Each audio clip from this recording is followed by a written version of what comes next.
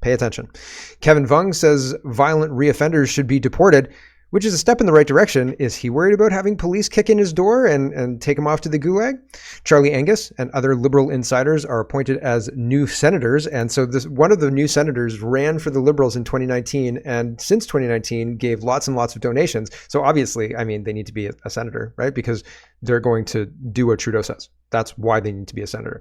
And I think probably, well, our whole government is cracked. We need to clean house in a massive, massive way. Anyway, there's lots to get to. Let's get to it first. We have to start. Now, I struggled between starting with the government thing because, like, Trudeau looks sick. He looks ill. So maybe one of his body doubles is sick, but maybe he's actually sick. Who knows? But he looks sick. So, and there's a whole bunch of interesting stories in our grab bag of governance that I almost started with that. But I think that the most important story is this one. So we're going to start with the free speech being restricted and the RCMP trying to arrest people without charges. It seems strange, right? BUAC says homicides at an all-time high, thefts at an all-time high, rapes at an all-time high, assaults at an all-time high. The RCMP, Chilliwack RCMP, arrest a social media user over discriminatory and racially offensive posts. Racially offensive posts? Huh. I wonder what kind of stuff they said. The posts that they were referencing aren't published here. Mounties in Chilliwack say they recently arrested one person over, quote, discriminatory and harmful language posted on social media. Police were notified on July 17th about an ex-user who's been posting racially offensive content on the platform, Chilliwack RCMP said in a news release Saturday. The detachment said it worked with the BC Hate Crimes Unit and members of the public to identify the suspected user of the account and made an arrest on August 7th.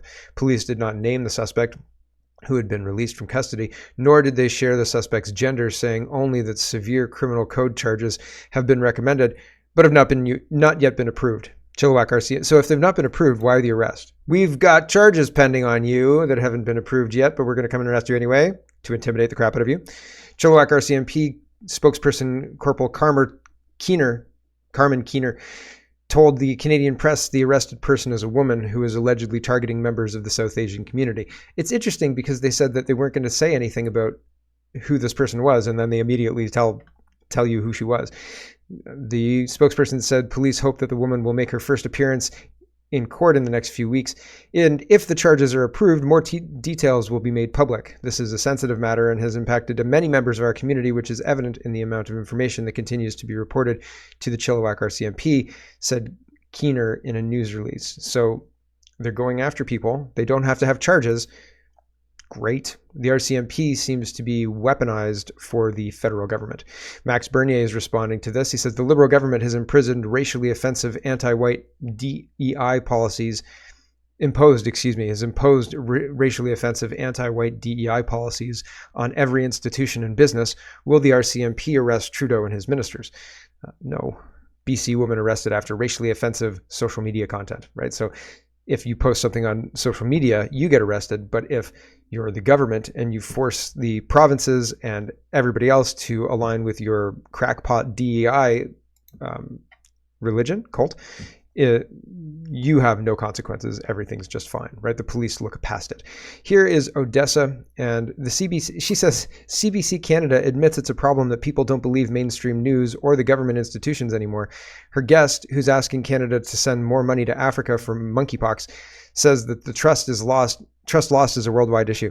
She has a very, very thick accent. This is the guest on. She has a very, very thick accent. And like, I don't watch CBC unless I have to watch CBC, like in this instance, because they're having an interesting navel-gazing moment where they realize that they're the bad guy, right?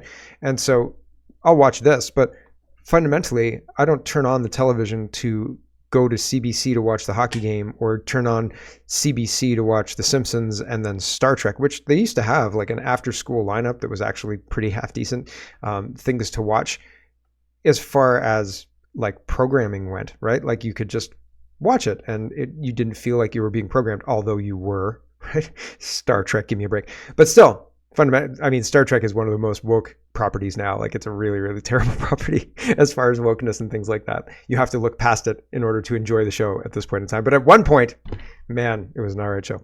So, but anyway, what was I saying? I don't watch CBC if I can help it.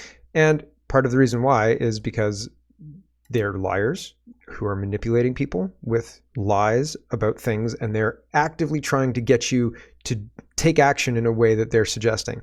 And I mean, it's almost hypnotic, right? Anyway, here's a little bit of the CBC talking about how people don't believe the mainstream media anymore. What do you think about that? And then this person starts speaking in a very heavily accented English accent, like English American, well, whatever accent. And they're not talking about anything that matters. The general public, and it's very hard to get a read on how people are feeling about Mpox because the experience of COVID was so scarring for so many, and it turned many people. It wasn't the experience of COVID, right? And this woman's nodding along like, oh yes, COVID was so scarring. It was the government response to COVID, right? If we had done what we did in 2003 with SARS and had a big SARS fest and, had a big concert and ignored it and not shut down the economy and not caused all this damage and not caused all the inflation, then people wouldn't be scarred by it. If people hadn't tried to implement communism with health as the excuse, then people would maybe still trust the institutions. But the fact is, these people betrayed our trust. The CBC did, the news did, the news, like broader than the CBC, all of the other mainstream media did. The government did, Justin Trudeau did, municipal governments did, provincial governments did. They were saying, oh, you need to get vaccinated, it's safe and effective. So no, and no, it's not. And all sorts of other very concerning things. And that's the reason, because all of their credibility, they took it, they threw it in the toilet, they shit all over it, they pissed all over it. And then they said, like, look, why is our credibility in the toilet? Because you put it there. You did that. These people did that. They lied to us, every single one of them. And there's been no accountability. And she sounds all frustrated. Oh, it's hard to get a read on how people are feeling about monkeypox. People feel like you're lying to them about everything. Monkeypox? Get out of here. We should have all of the government arrested at this point in time, thrown in jail, and have a caretaker government set up to fix the damage that these communist a-holes have done to the place. And she's like, oh, I wonder how the public's thinking about monkeypox. Give me a break. People away from medical warnings. There all of a sudden, you've seen it, we've seen it, this deep distrust in institutions like the government and legacy media and even science. The things that we thought we could Science as such is now a consensus-based religion, right? You have to trust the science or you're crazy. And if you say, listen, I would like to independently verify your science, like you tell me X and how you arrived at X, and I'll see if I can repeat the experiment to verify independently myself. And they'll say, oh, you can't do that. But 97% of scientists agree that I'm right. Oh, great. You can take your right and shove it up where the sun don't shine, because consensus doesn't matter in science. All it takes is one person to say, no, it's not. Do you know what pylori is? It is the stuff that causes, it's bacteria. I'm maybe missing one aspect of the name, something pylori. Anyway, again, Malcolm Gladwell years ago talked about a medical guy who said, ulcers aren't caused by stress, they're caused by bacteria. And everybody said, shut up, you idiot. 97% of us agree that it's caused by stress. So you're stressing us out. Stop it. That's dangerous, right? And he was like, you guys are crazy, man. I'm pretty sure that it's caused by a bacteria, and I'm going to prove it. So he drank the bacteria, right? Remember when Ross drank the cup of fat? Anyway, regardless. He drank the bacteria, which I could not do. I don't think I could do it. Even if it was in a cup of water that tasted like chocolate milk or something like that, a cup of something that I enjoyed, right? Put it in a Slurpee. I still don't think I could do it. Like, this is going to make you sick, man. All right, I'm going to drink. No, I'm not going to drink it. Anyway, he did. He confirmed the infection. So he gave himself stress-induced ulcers through ingesting a bacteria, which proved his hypothesis correct. And then he cured himself. And then everybody was like, oh, cool, man. The consensus changed because he was like, I'm not going to listen to you. But they're trying to shut down the ability for you to freewheel like that. They're trying to shut down the ability for you to say, I don't believe you and I'm going to do whatever I want to do to prove that you're wrong. And so these people are lamenting the loss of control. That's it. That's all. And I don't care what this person says. I was going to let you listen to her accent, but I don't care. I don't care about her accent. It doesn't really prove a point. It's just another reason that people are tuning out. Nobody sounds like you. Right? Nobody sounds like us. I was shit shocked. I went to drop off something at a store in Guelph, and I was in Waterloo, and I went in and I bought the thing, and the person who spoke to me spoke perfect English, and I had prejudged them thinking that they weren't going to speak English, and I think I had heard them speaking some other language to another customer, and I thought, right? Like we may run into a language issue here.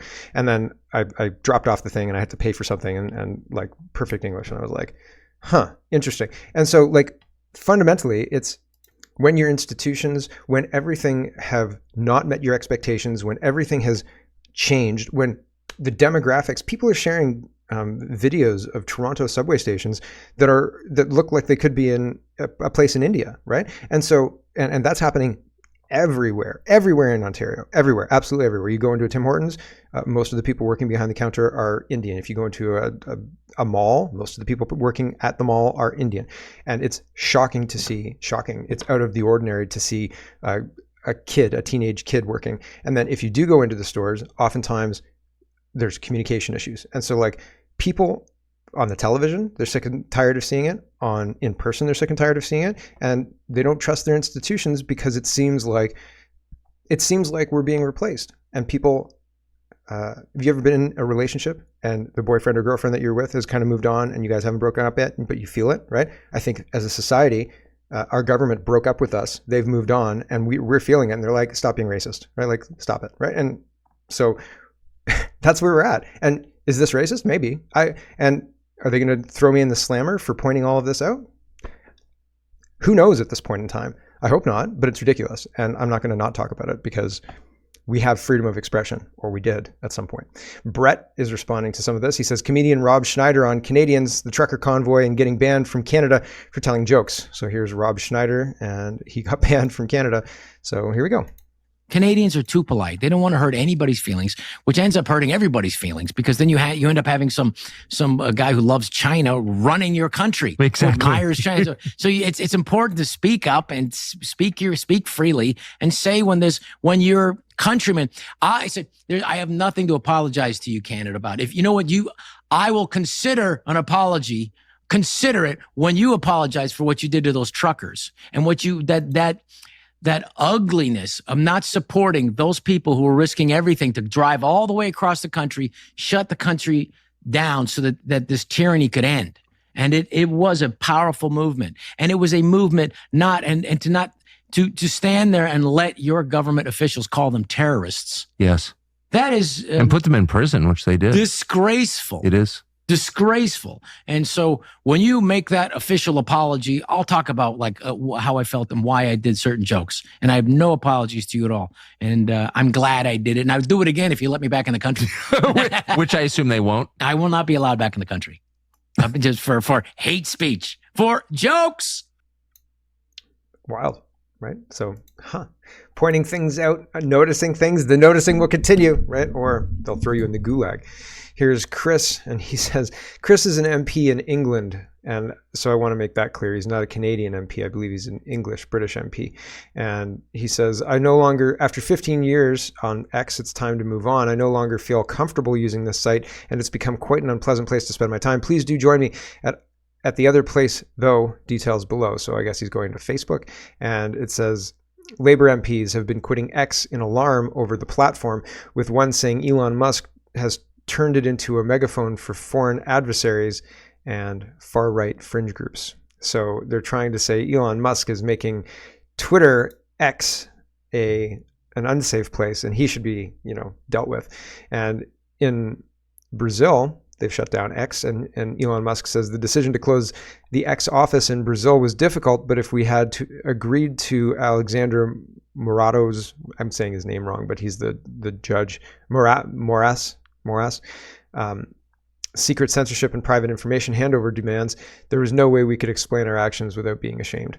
And gov.exe is corrupt says, will you capitulate to Justin Trudeau when he calls for this in Canada? And good question. He probably, do you think that he'll capitulate? I think he'll probably hand over what is being asked of him to continue to operate, because all of the Western governments are going to be doing this, and they're going to try and make his $44 billion useless by nullifying him because the governments are going to ban it.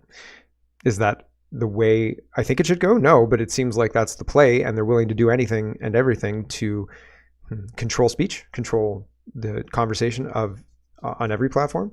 Here's Tokyo Rosie, and let's move on. Our grab bag of governance is here, and Tokyo Rosie says, in all seriousness, Trudeau looks sick. Is the stress of being a complete dipshit getting to him, or is there something else going on? Yeah, he's looked gaunt. There's a couple of times I've seen him speak over the last couple of days, and he's looked gaunt. Maybe it's the body double.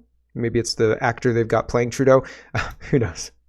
I'm medium kidding, because sometimes you got fat Trudeau and this just looks like gaunt Trudeau. Maybe he's lost a little bit too much weight, like, oh, hey, hold on, buddy. Maybe he actually got the jab, right? Who knows?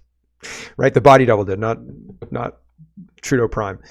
Contrarian says, I'm medium kidding, but I don't know. The body double thing, Hillary Clinton definitely has body doubles, and a whole bunch of the other ones. Bill Clinton, I think that there have been people out there saying that Bill Clinton's got body doubles as well. Very plausible. Very, very plausible. Anyway, moving on. Contrarian says, Trudeau has just appointed 2 more senators. That's 82 of the total 105, or almost 80% control. They're supposed to be independent, but they are all hardcore left wing. The Senate controls the ability to pass any bill from the House. Do you understand how much control Trudeau's got?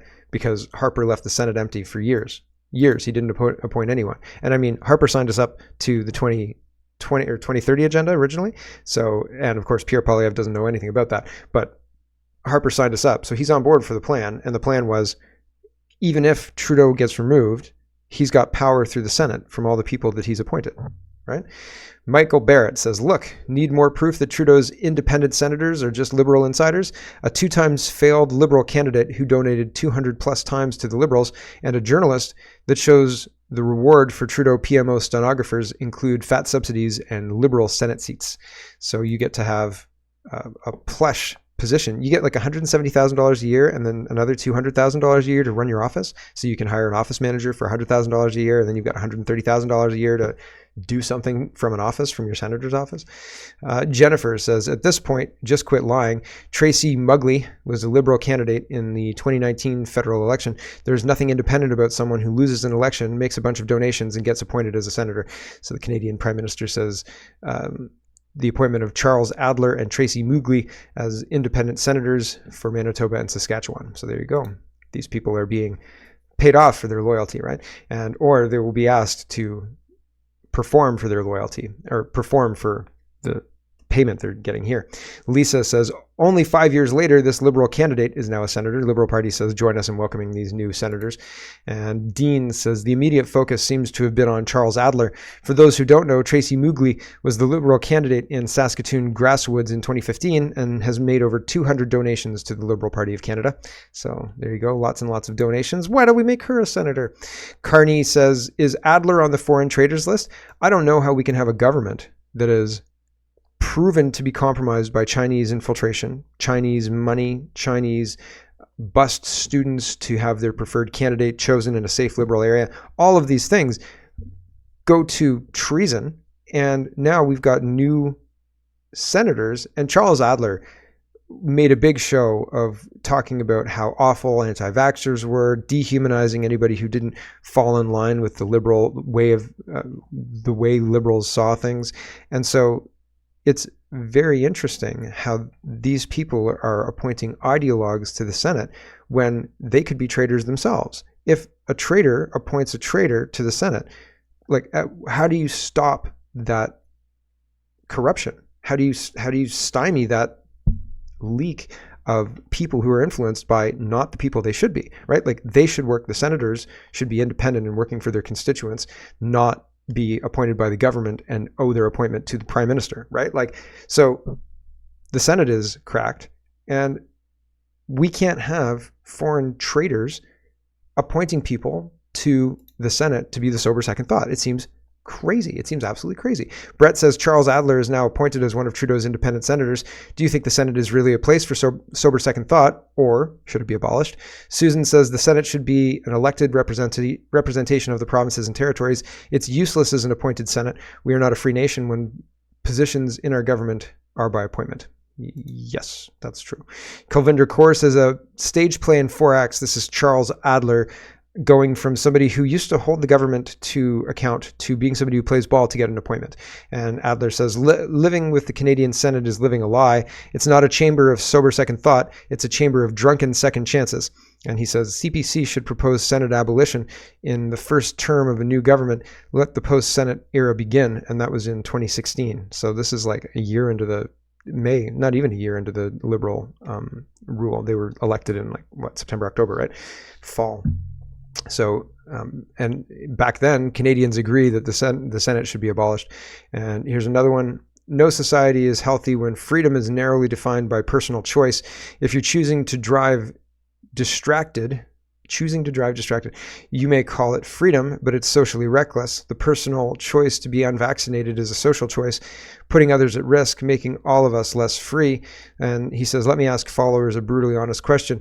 Who honestly thinks that I favor Chinese communism? Yes, Charles, we do think that you do. I only ask because many who are piling on want desperately to believe that because I have said the real lockdowns like those in China are most likely to contain COVID deaths. So he's a confirmed Chinese communist as well, right? Charles Adler again, Calgarian hopes vaccine passport technology takes off, discussing this with the Calgary innovator Zach Hussein right now. So the difference between mainstream media and like me is me and Greg would talk about how stupid an idea of vaccine passports sound, and Charles Adler and Zach Hussein, Zach is the innovator behind this technology, desperately want this to take off because they want to make money, right? Not keep people safe, mind you, make money. And obviously Greg and I, or me and whoever I'm talking to about this, would lampoon it and say like, this is a terrible idea that destroys our freedom. That's the difference. And they can't figure out why nobody's interested in listening to their nonsense. Holy smoke. Charles Adler again, unless there's a medical reason to not get vaccinated, it needs to be mandatory. There's no constitutional right to do harm. This should be an Election 44 ballot issue. Vaccination mandate, yes or no? How many lockdowns do we need before we lock into reality? So he's a rabid lockdown proponent, and holy smoke, right? And Justin Trudeau says, yes, please, more of that in the Senate. So we've got crazy people in the Senate. That's not good. Kirk is responding to the same Charles Adler tweets. Canada is becoming a banana republic. If you ever need an example that if you brown nose hard enough and long enough, the Liberal government and Justin Trudeau turning yourself into a deranged parody along the way, you will be rewarded by Trudeau. Charles Adler has been appointed as an independent senator by Justin Trudeau. I agree with Adler. The Senate should be abolished. Here's more from him. So yeah, he's a crackpot who shouldn't be listened to and certainly shouldn't have the power of a senator. Kalvinder Kaur says, based on appointments by the Prime Minister in recent years, the path to becoming a senator appears to be devoting oneself to heavily dehumanizing Trudeau's critics while blindly promoting his policies at the detriment of the Canadian people. Beware the Flowers says, in my opinion, I believe Trudeau is quickly stacking the Senate in his favor to ensure that Bill 63 passes. The bill is paramount to Trudeau winning the election. The reason is clear as to why he's not going to step down. So they want to stack the election, get Bill C-63 passed, and arrest people like me, unfortunately. Or people like the truckers who would go to the trucker things, people like Greg, people who are trying to tell the truth. Anybody who's not trying to profit off the vaccine passport of the masses is slated for the gulag. Pierre Poilievre says, Poilievre was asked what actions he would take in his first 100 days as Prime Minister if Canadians choose him. He said, axe the tax, build the homes, fix the budget, and stop the crime. Those are our top priorities. Well, I think that's a big friggin' miss, don't you think? Like, it doesn't actually solve a lot of the problems. And Tormund says, stop immigration now. Stop it. Stop it. Stop the invasion is another person. And so when you respond to, can you specifically tell me what you're going to do with rhetoric and like sloganizing it? Yikes, right? Like specifically, can you get into which axe the carbon tax? Okay, great. Build the homes. Well, like that's not going to fix anything. That's not going to solve the problem in the short term or even the medium term. So fix the budget again, specifically, right? Because fixing the budget is the devil's in the details. Stop the crime. Yeah, I mean, sure. And the thing is, I've said this before, he's going to axe the carbon tax, but there's going to be other taxes that should be removed that aren't going to be removed, HST. Building the homes for foreigners. He's going to fix the budget. Again, this is tied to the carbon tax and the devil's in the details with that.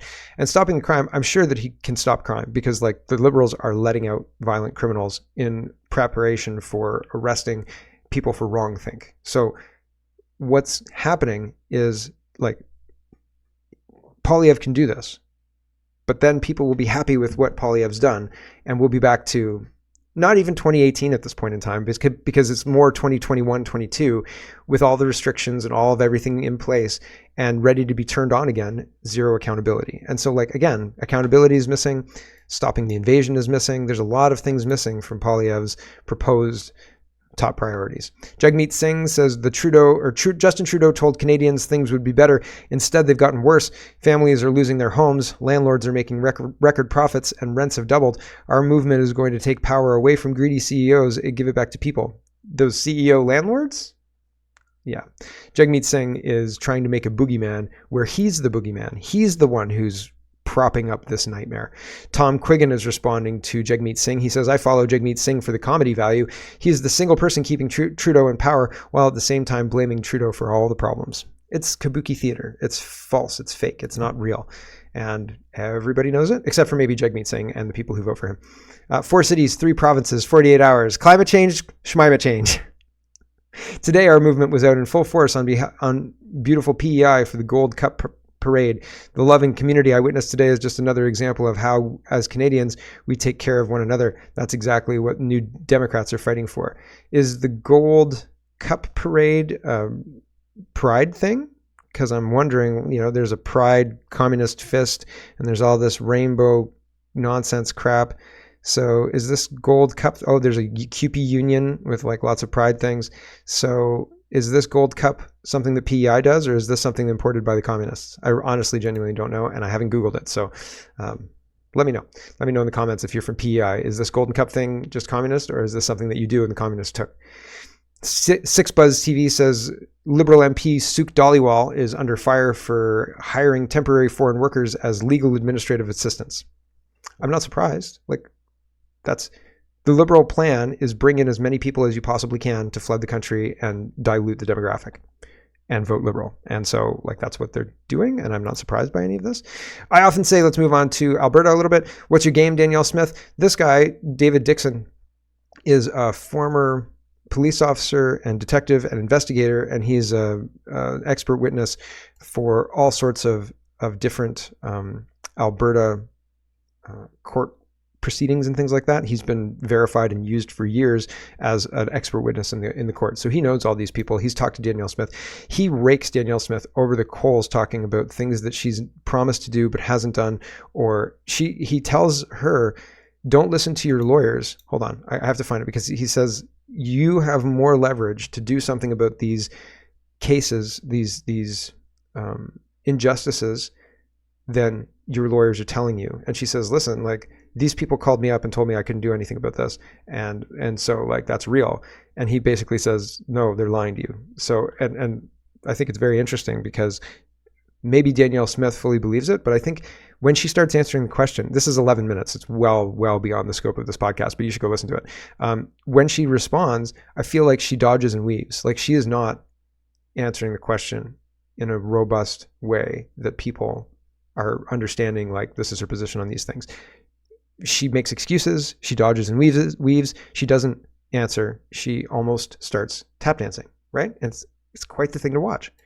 Okay, so here it is. He's talking about Danielle Smith not listening to her lawyers and reading his material and understanding what he's saying. Here we go. Oh, of course it's going to do this. Hold on a second. We'll get it sorted. Okay, he says, as far as your control of the prosecutors, haven't been a consultant. So he explains who he is and why he understands what's going on. A consultant to the ADM, the DM, and the Minister of Justice. You do have a lot more control over them legally than your lawyers are telling you. My first advice would be stop listening to the lawyers who actually have some self-interests in some of the things they're telling you. I know it's attractive to think that. No, I know. I know it is, but the NDP asked the RCMP to investigate me for a phone call that I took from our philosophy. So I just want you to understand that you can give me alternative advice, but I don't want the RCMP knocking on. No, that's not what you did. I don't want to go down to many of the routes. The masking issue. So he stops pursuing that avenue because he has to explain what she would have to do, because she doesn't want the RCMP knocking on her door. And so was not removed. And then he continues, he says the masking issue is not removed. COVID's not over. He's talking about consent, and he's talking about how Alberta is still pushing the COVID shots, even beyond what PHAC and NACI are recommending. He talks about lockdowns in the retirement homes, and he talks about how the data is being manipulated, the COVID data is being manipulated, and that they cut off his mic a bunch as well. Here he's recording himself, and he gets his mic cut off multiple times. The mic was cut off previously here. He'd gone on long, and he'd been told, like, questions are a minute. He asks the audience, he's like, do you want me to continue or do you want me to shut up? Everybody kind of cheers. And then they say, okay, you've got to get to your question now. And they cut off his mic as he's asking the question. Here's the question. We'll listen to a bit of Danielle Smith's answer. Here we go. The question is, right now. Hey, the majority of people in this room agree with you. Okay, but I haven't got to the question. So the question, are you going to let me ask the question? So right now, your chief of staff at the Justice Minister's office is aware of all this, and he's the one who's buried this evidence. He's physically named in an affidavit from a nurse in this province from 2021 that Andrew Bitchute has seen. He's seen the evidence. They tried to get me a meeting last year. It was supposed to be set up, and it was cancelled. Will you commit to actually setting up a meeting with the police chiefs to have this investigated? All